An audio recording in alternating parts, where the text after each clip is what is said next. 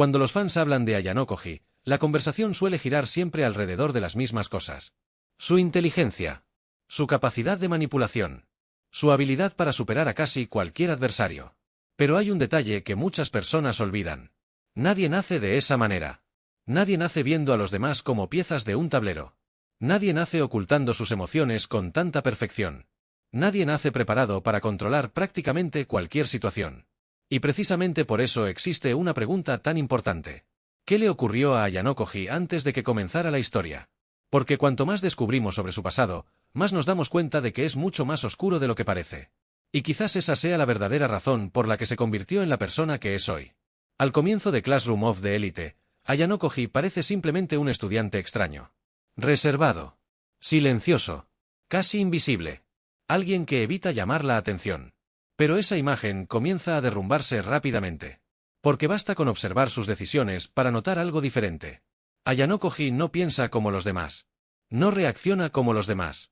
Y, sobre todo, no entiende las relaciones humanas de la misma forma que el resto. Es como si hubiera crecido en un mundo completamente distinto. Y la verdad es que eso fue exactamente lo que ocurrió. Durante mucho tiempo, muchos fans creyeron que Ayano Koji era simplemente un genio. Pero la Wonder Room cambió por completo esa percepción. Porque la Wonder Room no era una escuela común. No era un centro de entrenamiento cualquiera. Y mucho menos un lugar donde los niños pudieran tener una infancia normal.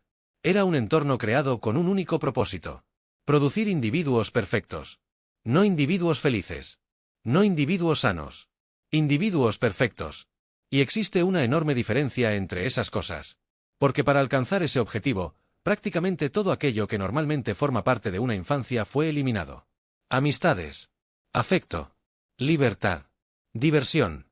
Experiencias emocionales. Todo fue considerado innecesario. Lo único que importaba era el resultado. Y fue en ese entorno donde Ayano Koji creció. Pero quizás la parte más aterradora sea otra. La presión. Porque no estamos hablando simplemente de estudiar más que otros niños. Estamos hablando de vivir en un sistema donde fracasar significaba quedarse atrás. Donde solo los mejores podían continuar. Donde la competencia nunca terminaba. Y donde el valor de una persona era medido únicamente por su rendimiento. Imagina pasar toda tu infancia dentro de una realidad así. Sin descanso. Sin elecciones. Sin una vida normal. Y de repente resulta mucho más fácil entender por qué Ayano Koji es tan diferente. Porque la Wonder Room no solo le enseñó matemáticas. No solo le enseñó estrategia. Cambió por completo la forma en que ve el mundo. Y eso deja cicatrices. Cicatrices profundas. A lo largo de la historia hay muchos momentos que lo demuestran. Ayano Koji a menudo parece incapaz de experimentar las emociones de la misma manera que los demás personajes. No porque no pueda comprenderlas, sino porque pasó años viéndolas como obstáculos. Debilidades. Variables. Herramientas. Y eso crea una situación profundamente triste. Porque detrás del estudiante aparentemente perfecto hay alguien que nunca tuvo la oportunidad de vivir una vida normal. Mientras otros personajes tuvieron amigos. Familia. Recuerdos felices. Experiencias comunes. Ayano Koji tuvo entrenamiento. Evaluaciones. Presión. Y expectativas imposibles. Pero hay algo todavía más oscuro. Porque cuanto más aprendemos sobre la Wonder Room, más evidente se vuelve que nunca intentó formar personas. Intentó producir resultados. Y esa diferencia cambia absolutamente todo. Porque un sistema que solo se preocupa por los resultados termina ignorando el costo humano. Y Ayano Koji podría ser el mayor ejemplo de ello. Por fuera parece el experimento perfecto. Inteligente. Calmado. Eficiente. Prácticamente invencible. Pero detrás de esa imagen existe una pregunta que la historia plantea una y otra vez. ¿Qué queda de una persona después de que toda su infancia se convierte en entrenamiento? Y quizás esa sea la verdadera tragedia de Ayano Koji. Porque la mayoría de los fans solo ve sus victorias. Muy pocos se detienen a pensar en el precio que tuvo que pagar para conseguirlas. Cada habilidad. Cada estrategia. Cada capacidad extraordinaria.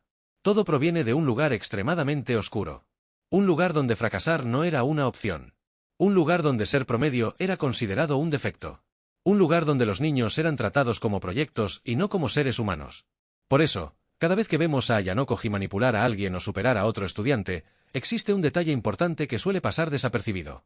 Esas habilidades no aparecieron de forma natural. Fueron construidas. Forzadas.